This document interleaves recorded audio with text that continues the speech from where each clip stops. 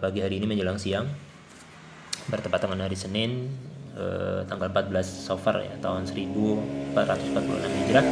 Mudah-mudahan kita semua masih diberikan oleh Allah Subhanahu wa taala kenikmatan, kesehatan Islam tentunya, kenikmatan iman dan ihsan, kenikmatan jasmani rohani juga. Mudah-mudahan dengan semua jenis kenikmatan yang telah Allah berikan kepada kita secara cuma-cuma bisa kita pergunakan dalam rangka ketaatan, menambah amalia kepada Allah Subhanahu wa taala.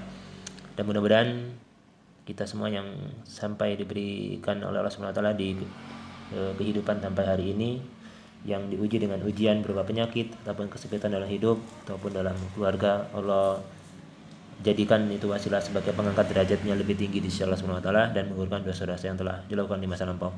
Teman-teman sekalian, izin pada kesempatan pagi hari ini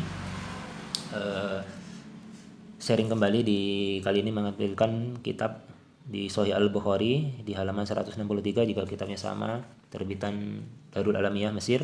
Pada kali ini hadis pertama, insya Allah akan ada 2 hadis nanti yang akan kami tampilkan. Hadis ini akan disinkronkan dengan hadis di kitab yang sama Sahih Al-Bukhari nanti di nomor hadis 5058 jika tidak keliru. Kali ini yang pertama akan ditampilkan hadis di nomor hadis 1037 ya, yaitu Kitabul Istiqa, kitab tentang mohon hujan ya, seperti itu, atau sholat mohon hujan. Kitabnya kitab yang ke-15 di kitab Sahih Al-Bukhari ini. Perlu teman-teman sekalian ketahui, kitab Sahih Al-Bukhari ini terdiri dari 97 topik pembahasan. Makanya disebut sebagai jami karena sangat luas dan komprehensif dan bisa dikatakan lengkap seperti itu. Jadi rekomendasi bagi teman-teman mencari kitab di antara dari Kutubus Sittah atau kitab yang 6, maka Sahih Al-Bukhari menempati urutan nomor wahid atau nomor yang pertama dalam jajaran kitab Ahlussunnah wal Jamaah.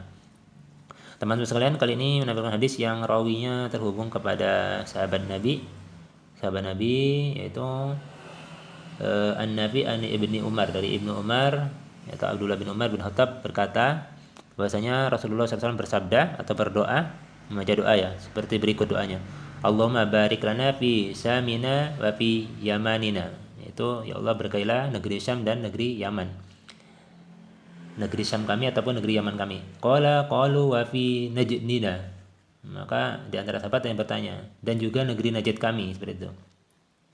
Kemudian Rasulullah SAW bersabda, Allahumma barik lana fi Samina wa fi Yamanina. Rasulullah berdoa dengan doa yang sama dengan redaksi yang pertama tadi, ya Allah berkailah negeri Syam kami dan negeri Yaman kami. Qalu wa fi Najdina, maksudnya Najdina ini adalah Najd ya, negeri Najd, dan juga negeri Najd kami, maksudnya kata sahabat tadi sekalian didoakan itu. Kenapa kok hanya 2 negeri yang didoakan oleh Rasulullah SAW? Rasulullah kemudian bersabda, qala hunaka zalazilu wal fitanu, dari situ nanti dari Najd ini akan keluar bencana dan fitan ini adalah banyak fitnah ya. Dari negeri Najd itu akan keluar banyak bencana dan fitnah yang mungkin sebelumnya belum pernah ada. Wa biha yaqla'u qarnu syaitani, dan dari negeri Najd itu akan keluar tanduk setan. Yang dimaksud setan adalah fitnah ya. Hadis ini rawi hadis yang terhubung kepada sahabat Ibnu Umar tadi atau Abdullah bin Umar bin Khattab, diriwayatkan juga oleh Imam At-Tirmizi ya, Akhrajahul At-Tirmizi di nomor hadis 3953. Jadi ciri-ciri mereka yang disebutkan di hadis ini bisa kita lacak nanti di kitab Sahih Al-Bukhari ini di nomor hadis 5058 diantaranya. Mohon bersabar sebentar, kami coba tadi kita akan tandain nomor hadisnya agar lebih mempermudah untuk memberikan penjelasannya. Siapa mereka sebenarnya, kaum yang akan keluar dari negeri Najd tersebut, dan ciri-cirinya seperti apa sepertinya. Mungkin teman-teman sudah pernah mendengarkan sebelumnya. Mereka ciri-ciri secara fisiknya botak ya. Ada orang yang botak, usianya sangat muda, tetapi mereka bodoh dalam pengetahuan agama. Mereka berbicara kebenaran, tetapi mereka sebenarnya keluar dari agama seperti keluarnya anak busur daripada panahnya dan tidak mungkin kembali. Dilihat busurnya tidak terlihat, lihat di lubangnya tidak terlihat lagi anak panah tadi, dan lihat ujungnya pun tempat sasaran tadi sudah tidak terlihat. Mereka saling berselisih atas ujung anak panahnya di terangan hadis bagian akhir yang di nomor hadis 5058 halaman 761 di Kitabul Fadhailul Quran, kitab utama Al-Quran, kitab yang ke-66.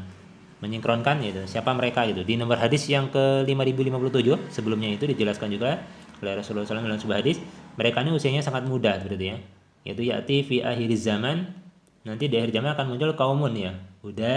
Hudasahul asnani sufahul ahlam seperti itu. Jadi mereka apa cirinya? Ini min khairi qaulil bariyah, berkata tentang kebaikan. Tapi sebenarnya mereka yang merukuna minal Islam, mereka keluar dari agama Islam. Ini di sini disebutkan din, di sini disebutkan dengan Islam ya. Kama yarukus samhu minar ramiyati. Jadi ya, mereka keluar dari anak panah seperti keluar mereka seperti anak panah yang terlepas dari busurnya ya. Jadi seperti anak panah yang lepas dari busurnya dan tidak akan mungkin kembali lagi seperti itu. Hadis ini juga diriwayatkan oleh Imam Muslim di nomor hadis 1066 seperti itu. Kita akan coba membaca yang lebih lengkap redaksinya, ciri-ciri mereka dan apa yang akan terjadi pada diri kita sendiri, yang mudah-mudahan kita berlindung kepada Allah Subhanahu wa taala daripada fitnah mereka yang dimaksudkan oleh Rasulullah SAW ini. Jadi ketika kita membaca hadis, kita harus menghitop, menghukumi diri sendiri. Hadis ini ditujukan kepada kita. Kalau ada ciri-cirinya pada kita atau kita tergabung pada kelompok tertentu yang ada cirinya, maka segeralah keluar atau bertobat kepada Allah Subhanahu wa taala. Segera bergabung lagi kepada jamaah yang sesuai dengan pemahaman salafus saleh ya. Jadi bukan golongan yang mengaku-ngaku. Ini di hadis 5058 di kitab Sahih Al-Bukhari ini, rawi hadisnya terhubung kepada sahabat an Abi Sa'id ya. Gitu.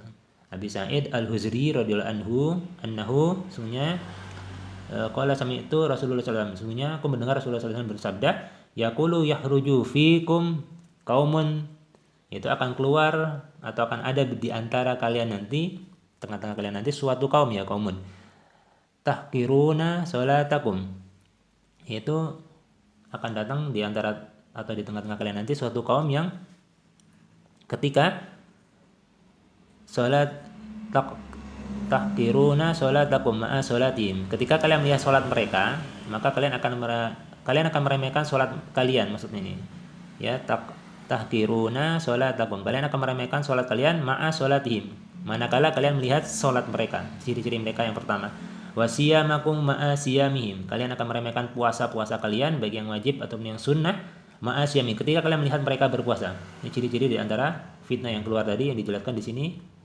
Orang-orang yang usianya sangat muda dan sangat bodoh dan berbicara masalah agama, padahal mereka keluar dari Islam sebagaimana anak panah yang terlepas dari busurnya seperti itu. Kita lanjutkan lagi.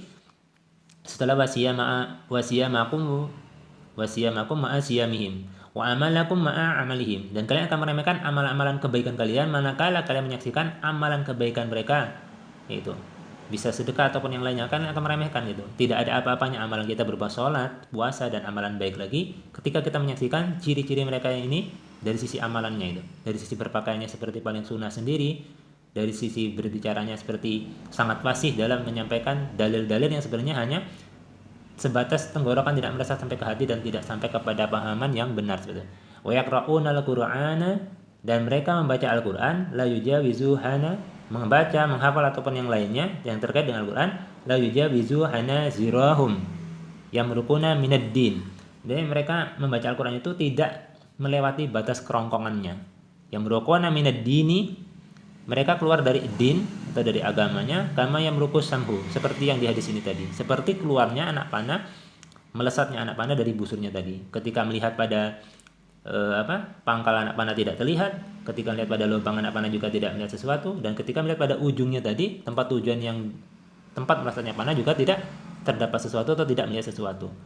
Wa yatamara fil fuqa, mereka berselisih akan masalah ujung anak panahnya tadi. Wahjurahu Muslim, Imam Muslim juga meriwayatkan hadis ini di nomor hadis 1064. Ini teman-teman sekalian, nasihat kepada diri saya pribadi juga teman-teman yang masih ikut tayangan ini adalah, manakala ciri-ciri ini terlihat, maka waspadalah gitu ya. Jangan sampai agama hanya ditandai berdasarkan pakaian dan penampilan fisik ya, mulai dari celana, jenggot ataupun gamis yang lainnya, itu tidak menandakan kebaikan seseorang, tapi akhlaklah yang akan menampilkan. Jadi mereka di ciri hadis yang lain pun akan disebutkan nanti, redaksinya sangat banyak, namun pada kali ini kami akan menunjukkan hanya 2 saja.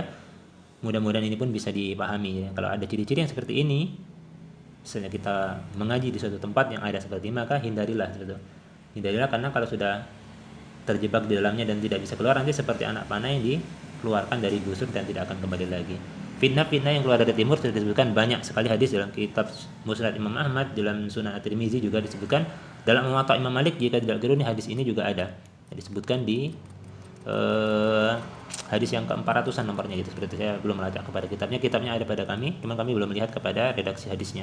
Tapi sama gitu makna secara pemanaan, sama gitu, akan ada keluar di akhir zaman nanti di antara kalian suatu kaum yang usianya muda, kepalanya botak, dan mereka sangat bodoh dalam pengetahuan agama, tetapi mereka berbicara pengetahuan agama seolah-olah sangat paham tentang agamanya sendiri.